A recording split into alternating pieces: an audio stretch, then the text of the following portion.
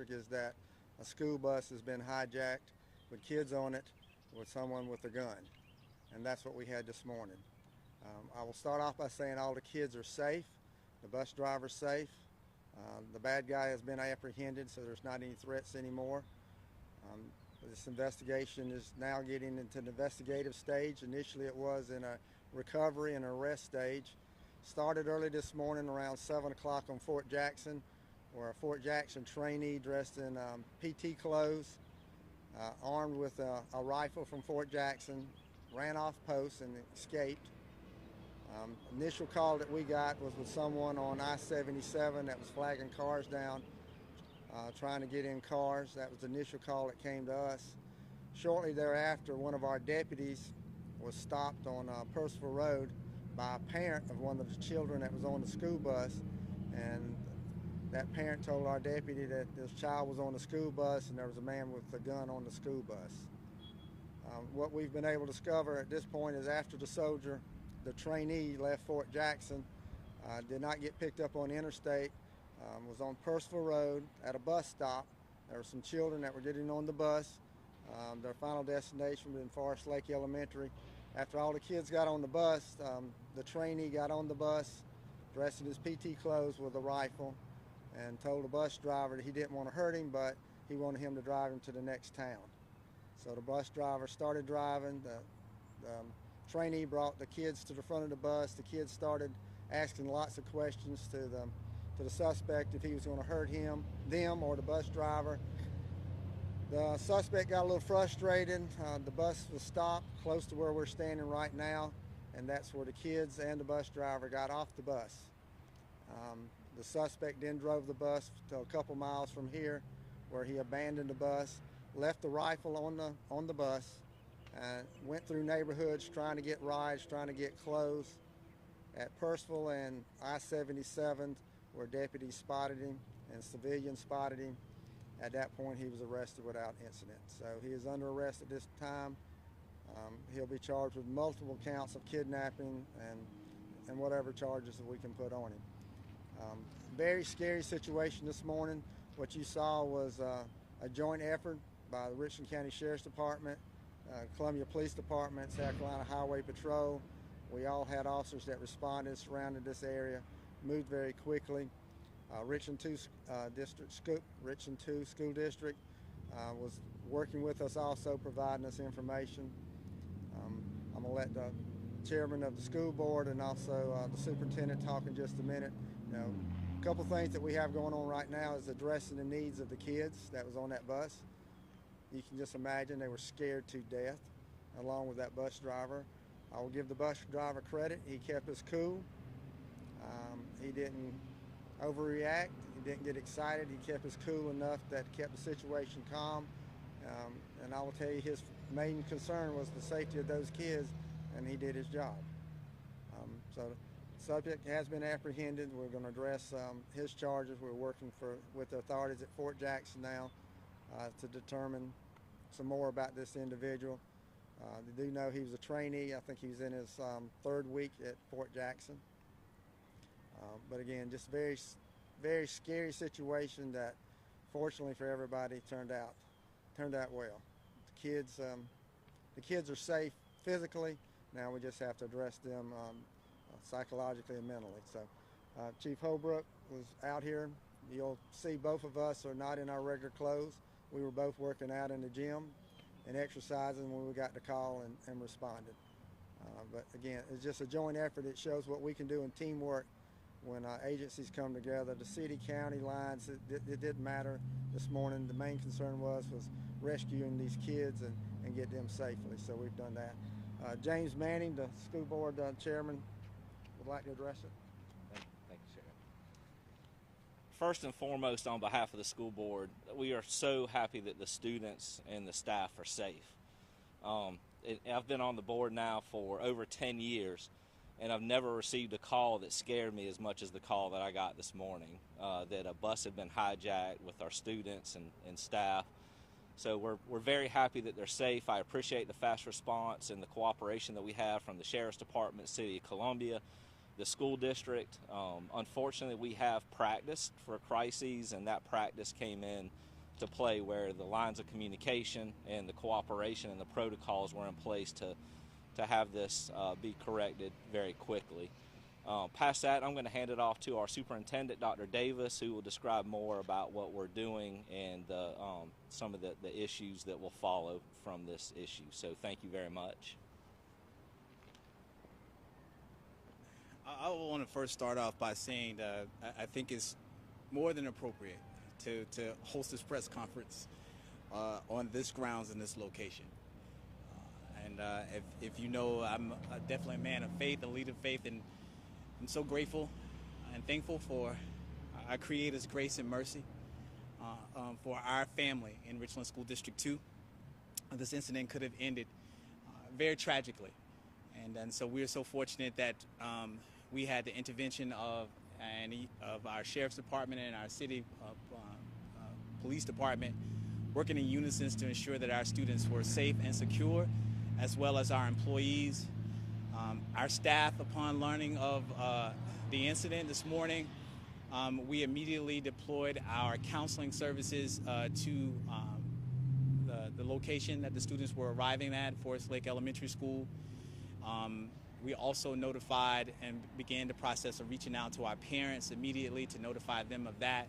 But we wanted to ensure once we learned and all students were accounted for and all students were physically safe, we wanted to immediately begin our social and emotional wellness protocol, which is ensuring that our students were receiving support, counseling support immediately upon arriving to school.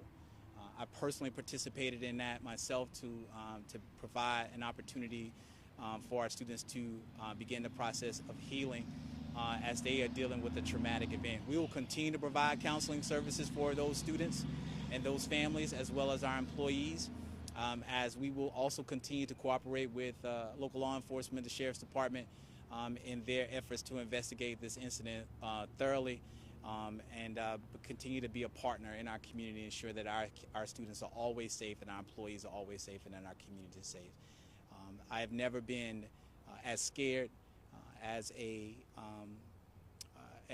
my life upon receiving that call. A father of 3 daughters, myself, and children who attend schools in our district. Every child is a precious child to all of us, and it was one of the most scariest phone calls. So many emotions that I had, that we all have had, and I'm just so thankful that our kids are we are able to have the opportunity to help them recover from this incident. Thank you all. Questions? Sheriff, how long did this take and last from when he hijacked the bus to when you apprehended him? Probably an hour, maybe a total of an hour. Things moved very quickly. We were able to flood this area with lots of police officers and deputies very quickly. Once the call went out, the Columbia Police Department responded, the Highway Patrol responded. We had deputies that were here, so we had the area surrounded very quickly. We located a bus.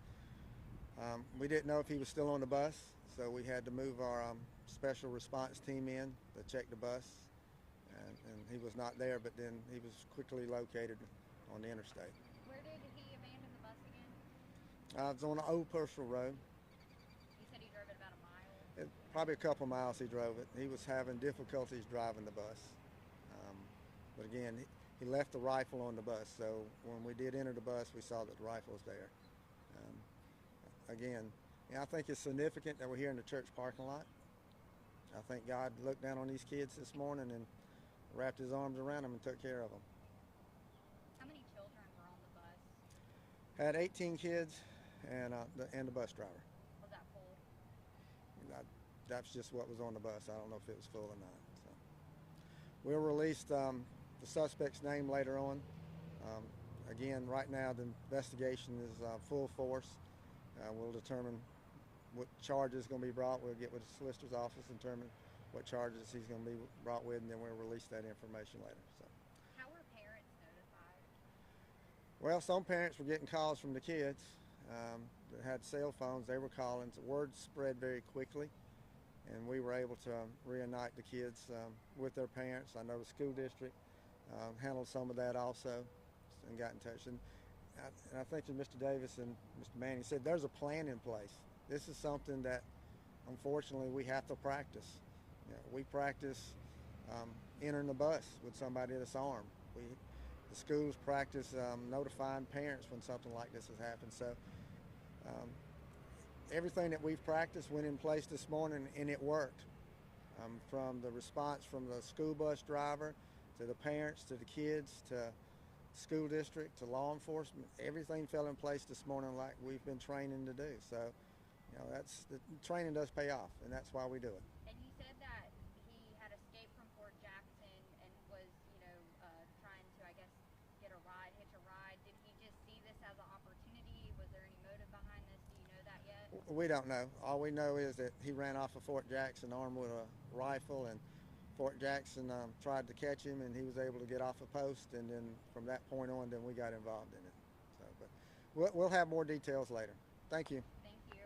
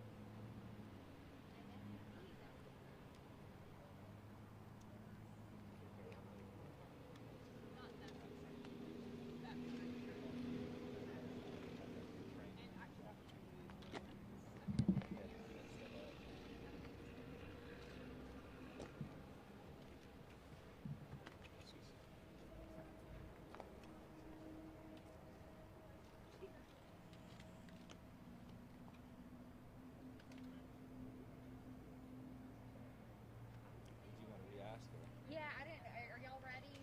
Yeah. Okay. Yeah. Could you just kind of describe a little bit of that training that you had mentioned? School bus drivers are prepared for unfortunate circumstances like this if they were to occur. So we have training for employees. There's not a specific training for school bus drivers. There's trainings for employees as we relate to emergency responses, and we have a set of procedures and protocols that we review with our staff to ensure that they are aware of what those appropriate actions should be. A couple years ago, we actually participated in a mock emergency situation with the Sheriff's Department, where we worked on reunification, active shooter drills, and those types of incidents that went very well. But there were many things that we learned from that, and we put different procedures in place to make sure that we make the appropriate decisions when it comes to an emergency issue, particularly with our response time, and then our communication. And so part of our strategic plan in our school district, we have 5 principal practices. 2 of them is partnerships, and the other is communication. And it is in incidents like this where partnerships and communications come in handy. And can you talk a little bit? I don't know if you know this. I know the sheriff mentioned the school bus driver was really calm during this situation. I guess when they got kicked off, is that when a call was placed to 911, or how did that? Yeah, I don't have the details to that specifically on when the call was made to 911 as of yet. Have you spoken with the bus driver? I personally have not spoken with the bus driver. I think the bus driver was speaking with investigators at the time, so my focus at that time was then to go to the school to focus on the students and help provide counseling services to them, as well as coordinate with our school administrators and our district level administration to ensure that parents are being called, and also the issue has been explained to them directly. It's not simply just a phone call. We have to do give some details and backgrounds, and then make the decisions about whether or not the students are going to remain in school or they're going to go home with their parents. But regardless of what happens, we're going to continue to provide those services, the counseling services for our students while they're there. And it was elementary age? All elementary age students, from my understanding, was the first stop of the day, so that's why the bus only had 18 students on it at the time. But it is all elementary students, I think ranging from pre-K or kindergarten to probably to 5th grade. You said, just like everybody else, that this is one of the worst calls you've ever had, one of the most frightening calls.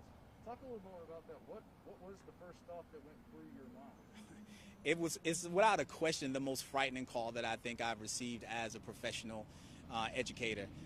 Anytime you get a call saying that you've had a bus that's been hijacked and you hear that there's a weapon involved, you immediately begin going through your mind takes you to the worst case scenario. So I had a range of emotions from fear to anxiety to frustration to anger.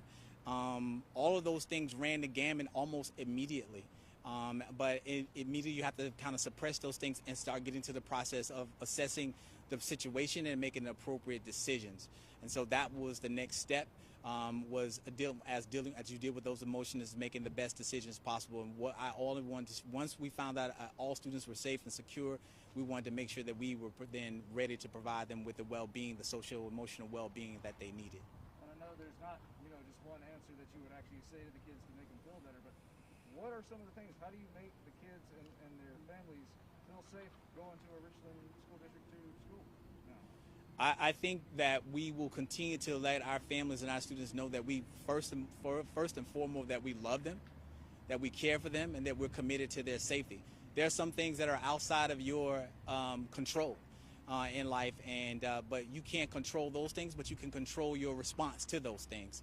And so if those things happen, then how do we respond to it? And we want to respond with a sense of care, and a sense of concern, a sense of love for our students and our families.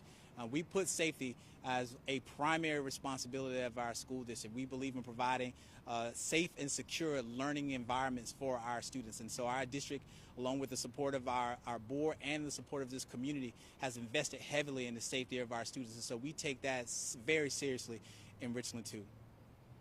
Has there been a conversation about armed security on buses? There's not been a conversation about armed security on buses.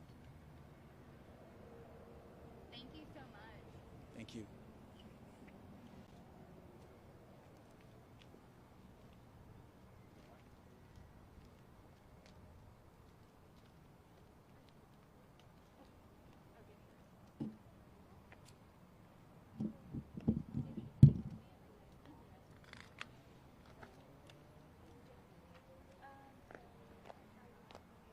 Hey, I think you guys got Yeah. Oh, wait, no, this one's ours. That's what I'm saying. That was still up there.